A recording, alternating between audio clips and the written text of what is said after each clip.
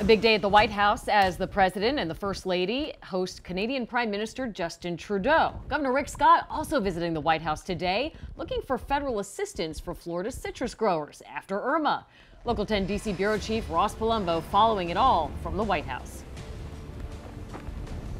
Well, Janine, as you say, a big day for the president, already fraught with controversy. Take a look at this. The president heading out to Marine One to attend an event in Harrisburg, Pennsylvania, and not saying a single word. This after he went after the NBC network today, threatening their license. The president, though, did have plenty to say about that just minutes before while he was meeting with Prime Minister Justin Trudeau.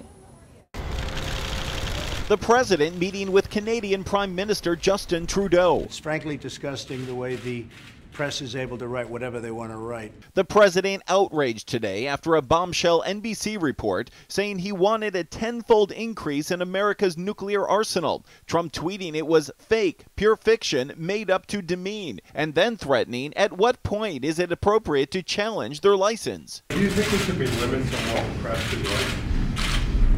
No, the press should speak more honestly. I think that's the best way to get things done. Meanwhile, on the Hill, the fallout from Trump's feud with Senator Bob Corker continues. Speaker Paul Ryan now urging peace. My advice is for these two gentlemen to sit down and just talk through their issues. At stake, the president's tax plan that he'll be promoting today in Pennsylvania and his entire legislative agenda. One thing I can say about Senator Corker and President Trump, our fates are tied together. If the Republicans don't deliver on tax reform and repealing and replacing Obamacare and keeping America safe, then we're going to lose. Meanwhile, Florida Governor Rick Scott also on the Hill today meeting with the Florida delegation and the Agriculture Secretary about citrus farmers in the wake of two hurricanes. Debbie Wasserman Schultz taking him to task, though, for slow debris removal across South Florida. Racism's the only thing he's fantastic for. And rapper Eminem going on an anti-Trump rant on the BET Awards last night for more than 4 minutes. What we got in office now's a kamikaze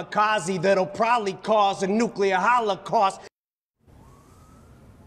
Well, Eminem also talking about the NFL, and Janine and Calvin, just a little while ago, Colin Kaepernick from the 49ers, the man who was the first to take a knee and started all of this, he actually thanked Eminem online for bringing all of this again to the nation's attention. Of course, the president is about to speak in Harrisburg, Pennsylvania. He's there promoting his tax plan, and we'll have to wait and see in this newscast whether the president brings any of this up.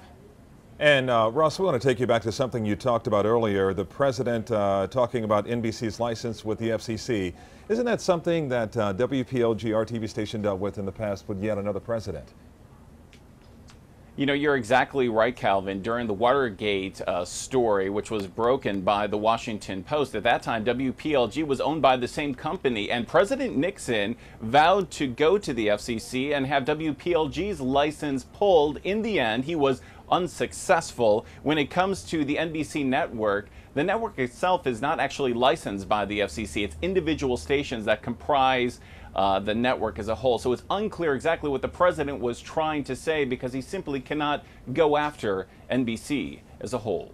The complicated relationship between the press and people in power. Ross Palumbo live at the White House. Thank you.